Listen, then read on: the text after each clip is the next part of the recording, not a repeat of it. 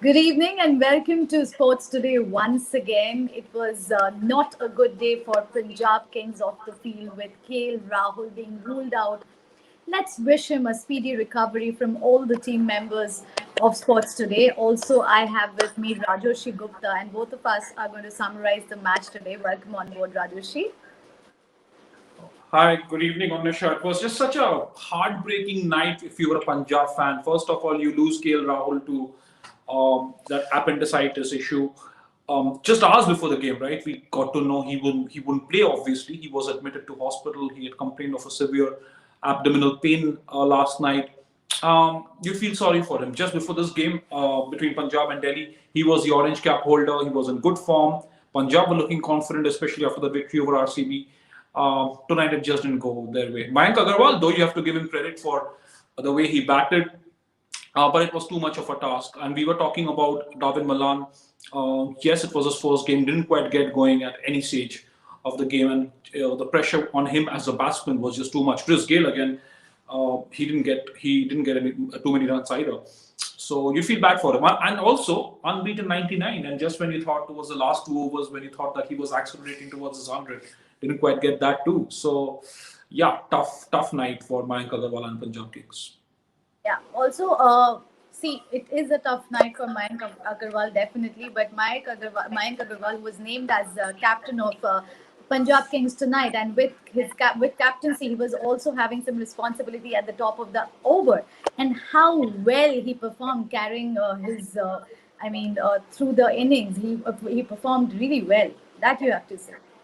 He did. That's what I said. That's what I said. He performed really well, and it was commendable that he stuck around. He stayed. He steered the innings. He anchored the innings. He was a little watchful when he was around after the fall of that after the first one or two wickets fell. He was there. He was and he was determined to bat right through the innings, wasn't he? That's the kind of maturity he showed. Again, he's been a very explosive player for Punjab. Especially look at the last 2 seasons, this season and the last season. Whenever he's got off to a start, he's got off in a hurry. But tonight, he realized that he was the man who had to stay on till the end, and he curbed his natural instinct at the top of the innings and ensured that he stayed put alongside to guide Punjab to what he thought could have been a reasonable total. But again, against a lineup like Delhi Capitals, against a batting lineup like that with both Prithvi Shaw and Shikhar Dhawan in such good form, right? Both of them have now got over 300 runs. But you see, Prithvi Shaw, yeah. yeah, So yeah. he realized maybe they were still about 20 runs short, probably, and it's difficult to accept that as a captain when you scored 99 runs yourself. Maybe he should have had more runs from the other batsmen. That support cast was clearly missing tonight. You see, Ishant Sharma bowled the first over, and that was a maiden. And now Ishant Sharma, is not that type of bowler who has so many variations and can bowl Yorkers at will. So the question remained unanswered that so should DC give him pre-over up front in the power play, because he is that type of bowler who can trouble the batsman with his line and length. Sorry, which bowler are you talking about? I missed that. Ishant Sharma. Yeah, look, Ishant Sharma. It was. It's sometimes it's a tricky call with Ishant Sharma, right? He didn't play. This was a second game this season, and he whether again you've had the likes of Kagiso Rabada also. When you're talking about Ishant Sharma in that lineup, I'd want to also deflect a little, and talk about Kagiso Rabada, who I thought bowled really well, right, in his first spell. I think the first 2 overs or thereabout, he was really impressive. So that sort of added to Delhi Capitals. He went for some runs in his last set, 8 or 10 deliveries, but overall, Kagiso Rabada, he was very impressive from that angle. So that is one headache less for Delhi Capitals if Kagiso Rabada actually sort of finds his rhythm and finds his form. But Ishant Sharma, he did start off with a new ball, and he was looking he looked a little more threatening than I thought Kagiso Rabada at that one stage, because of course also the fact that we spoke about it at Delhi's last game, a couple of the dismissals that he had. He bowls those test match lengths, and he bowls with such accurate pace that he's a handful for any any bowler, sorry, for any batting lineup in these conditions, and he did well to sort of kind of halt them at that stage. And there's Deep Das Gupta. We can probably get that straight to him as well Yes, and reflect exactly. on So the now that on Deep Delhi has, Deep has Capitals all-round yeah. performance. Now that Deep has joined, I will straightforward ask this question to Deep. First of all, welcome. I know it's very, very difficult for you to just give an interview in some other platform and then join us, but as usual, you always do an incredible job wherever you are. Thank you so much for joining. Well, Deep, so we were having a conversation on Ishant Sharma on the fresh match which just got over. Ishant Sharma bowled the first over and that was a maiden. Now, Ishant Sharma is not that type of bowler who has so many variations and can bowl Yorkers at will. Should Yeah. DC give him pre-over up front in the power play because he's that type of bowler who can trouble the batsman with his line and length? You know what? I think the original plan is that. Original plan is to make sure that Ishant is used up top in the first six, and then in the middle, he finishes in the middle overs. And then you have Rabada and Avesh Khan to follow it up in the death. But because Rabada isn't bowling the way he does, he's not seem. I mean, it seems that he's not in rhythm and form. So you still want that little bit of an elbow room, so you have one over of Ishant left, just to keep your options open, so to say. And again, I mean, Rabada was good today, was much better than what he was before. But again, in the death, you could see that he's not in the right rhythm so far, Rabada. So I think that's the reason they had kept that one over of Ishant, just keeping his options open. I think that's good captaincy. And the Delhi Capitals looking completely, they're looking like a complete team, and also feel sorry for Punjab Kings for what they went through right just before that start of the match. What are your Yeah, thoughts on that? that's unfortunate. I mean, I only wish and I hope KL gets fit really early and he gets through this diagnosis of his. Because I've gone through it, I know how painful it is. So it can be extremely painful. But yeah, it is like that. But unfortunately, you know what? I mean, unfortunately for the league itself, if you look at all the eight teams, they look so competitive on paper, but you can start to see that I mean, there is a difference now. You can see the top four and the bottom four opening up, and that's not good. That's definitely not good. Also, the fact is that the last year we were talking about the top four, and suddenly Punjab Kings gathered steam and momentum towards the second half of the tournament. Um, Also, to just if I can stretch you on what you just said, do you see now the bottom four losing steam completely because of the injuries, and also look at what happened with Sunrisers Hyderabad? Does that make sense to you because of the way they are just falling apart right now? No, Sunrisers definitely not. uh, Pre-tournament, Sunrisers was one of my top four, to be honest, and they just fell apart. And I thought they would be good in Chennai because obviously they're bowling. Yes, Bhuvi was injured and Natarajan got injured. I do understand all that. I mean, Warner was not in great form. He still scored runs, but again, I mean, some of the decisions is at least baffling to me. Warner not playing is baffling to me. Yes, you've got Kane Williamson as a captain. I mean, that's brilliant. He's one of the top captains in the world, in world cricket. So you pass on. But Warner, the batsman, I mean, that just, I don't know. I mean, for me, that is a little baffling. So, you still have chances. I think KKR, if they can get their act right, even Punjab for that matter, as you mentioned, Rashi, they had a really good second half last season. So everything put together, I think they still have an opportunity here, uh, but it's an uphill task. But for both Punjab and Hyderabad, the two losing teams tonight, they were anyway languishing at the bottom of the table. They've lost their captains for different reasons. But if I can also bring that Hyderabad aspect, Trevor Bayliss during the Rajasthan Royals innings said, hinted at the fact that David Warner could be missing a few more games because he wants to try out the same combination of players. That is becoming more and more complicated. And where does that leave Kane Williamson as captain of what looks like a very unsettled unit right now, Deep? Uh, yeah, I mean, see, with that unit, as you mentioned, it looks very unsettled. They've played so many players. They've tried various combinations and doesn't seem to be working as of now. The last time I counted, I think they've already tried 21 players. I mean, you have only what, a squad of 23 or 24?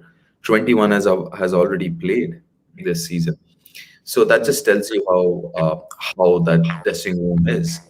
But yeah, I mean, as far as Warner, as you mentioned, I mean, listen, it would be unfortunate and unfair of not giving whoever gets an opportunity, give him a few more games because you can't really judge based on one.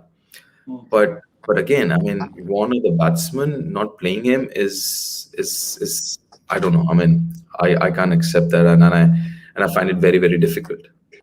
Before Annesha moves to Delhi Capital and Shikhar Dhawan, Deep, just one thought on whether Chris Gayle, now in the absence of KL Rahul, makes for a good case to open the innings alongside Mayank Agarwal.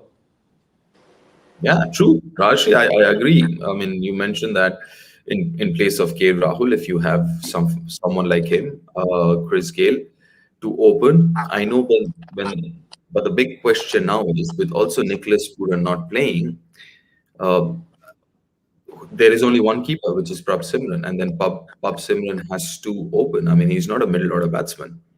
Right. So that gets them into a very difficult bind there because David Malan, he batted at four. Ideally, he's a number three batsman.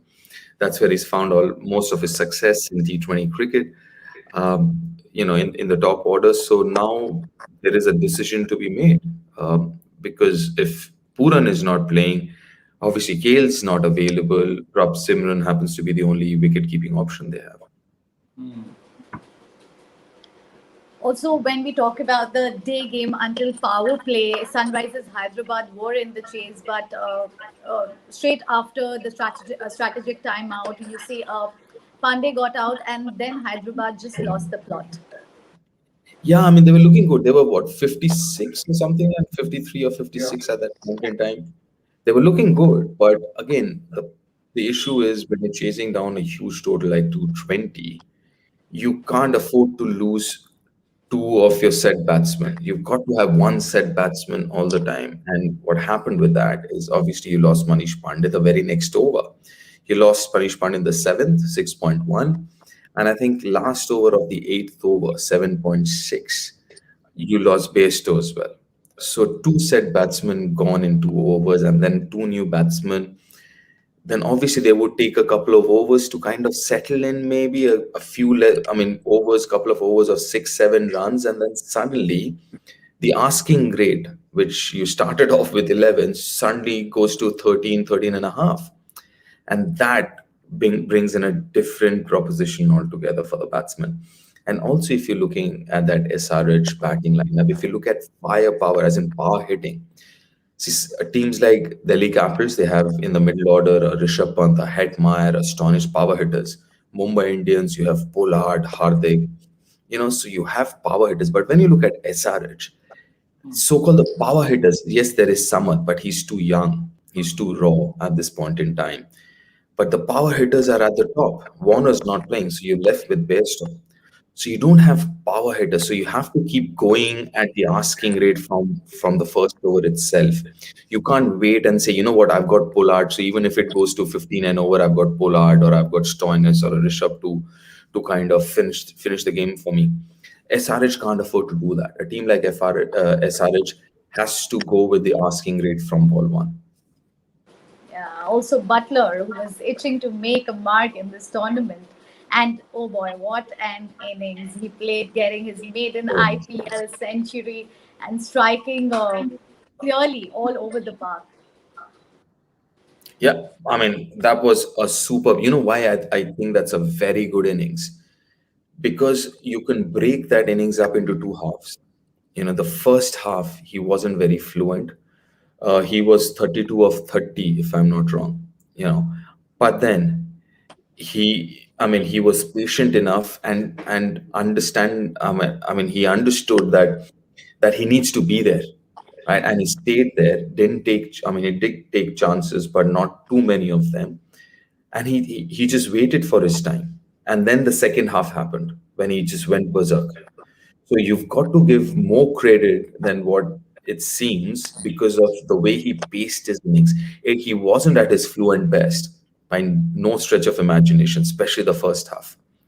But to just give yourself time, I mean, that says a lot about someone's temperament and mindset.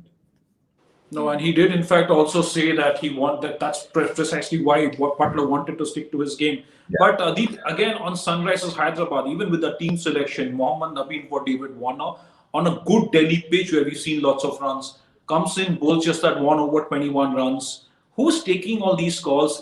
Does it even look like the captain is part of the selection process, especially after the way Warner criticized Manish Pandey's exclusion from that one game? What sense do you get of that SRH management from the outside? I would find it very, very surprising if you have someone of Kane Williams' nature not taking calls. I mean, for me, Kane Williamson is one of the best captains in world cricket. And you don't expect anyone else. When Kane Williamson is the captain, you don't expect anyone else to take the calls. And I understand why he took those calls, because obviously he was waiting for Butler and Sanju Samson, one of them, to get out. Unfortunately, they did not. So that's the reason he kept holding on to his fifth bowler, which was either it was going to be Nabi or it was going to be Vijay Shankar. So you can understand why he did what he did. But you know what? Even for example, getting Rashid on and finishing his 4 overs in the first 11, you understand why he did that, because he realized he needs to pick that wicket. Rashid's got Butler 4 out of the 5 times in IPL. So you get your best bowler out to get the best batsman of the opposition. It did not work. That's a different issue. So I do understand. It's just that it didn't work out today for him. But if I would like to believe, but when you have people like a David Warner or especially Kane Williamson, you would expect them to take most of the calls, especially on-field calls. Maybe team-wise, yes, obviously you have the support staff and everything else. But as far as taking calls on the field, you expect them to take them. And it cannot be a coincidence that Kolkata Knight Riders and Sunrisers Hyderabad are seventh and eighth respectively, and we've had similar issues with we've at least it seems like there are similar issues with management. Again, a change in captaincy for Kolkata Knight Riders. Of course, on paper, DK did say that he was stepping down. That was a statement from the captain. No such intent from Sunrisers Hyderabad. Also, since we are on Sunrisers Hyderabad, do you think it was a mistake, Deep, to point out that they would go with a different overseas combination? Even if you're talking about a change in captaincy, fine, they could have kept it at that. But a different overseas combination, does that affect team morale as well, like that? I don't know about that, but when I look at the option, so you're leaving out David Warner. And that for me, I think, I don't know. I mean, I was surprised, as I mentioned before. Right? You get Mohammad Nabi. I think Mohammad Nabi is a very, very good option. He's a very good player.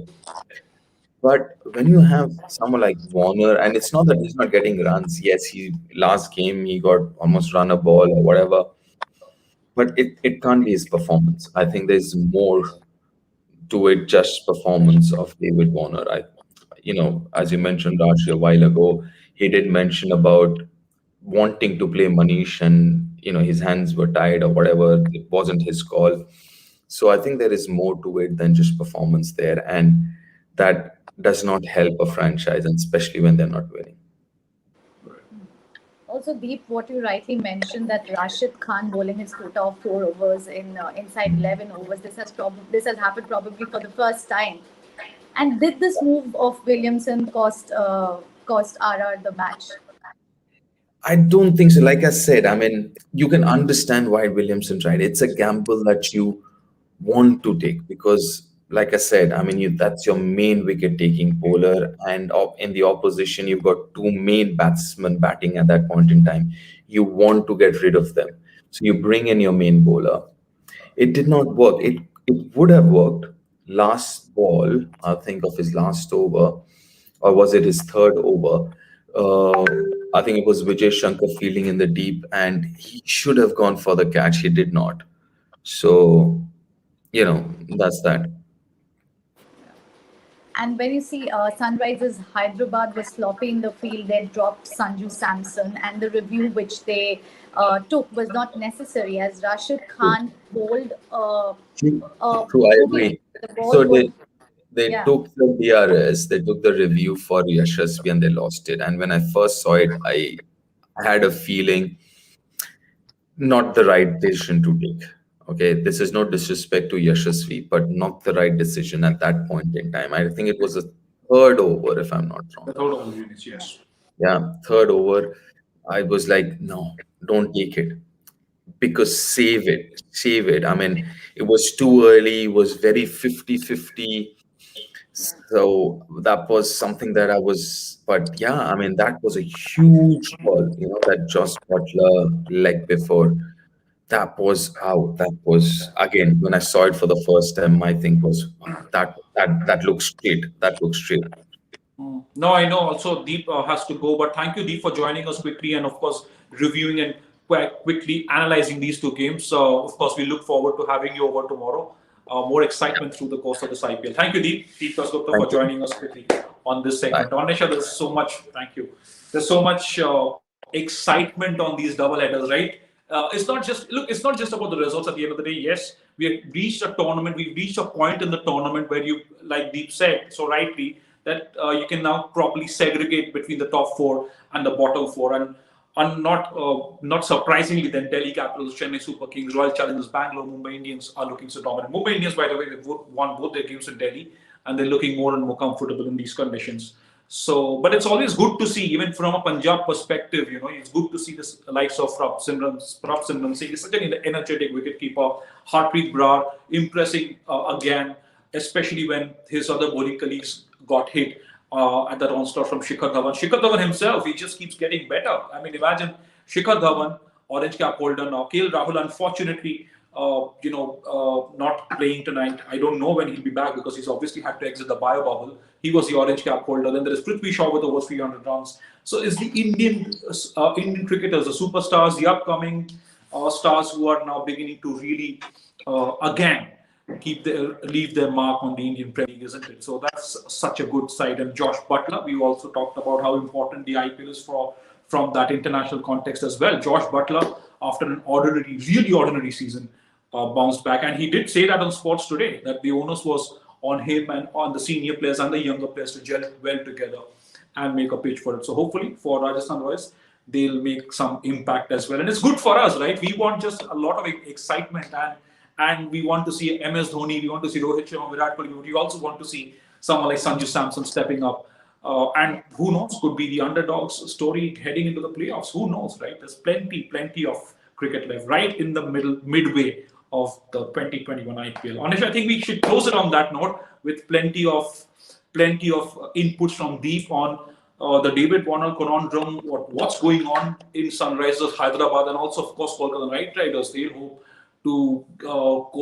hope for some course correction, and they want to iron out some flaws in the days and the games to come. Well, thank you so much for joining us on Sports Today. As always, it's such a pleasure to do this with Anisha. Thank you, Deep, for quickly coming in and with your inputs. Of course, we'll be back for more tomorrow with fantasy tips, pre-match analysis, post-match reviews, and plenty of stats and exclusive interviews. Thank you so much for joining us. Have a good evening, and please do not forget to subscribe to Sports Today. Thank you.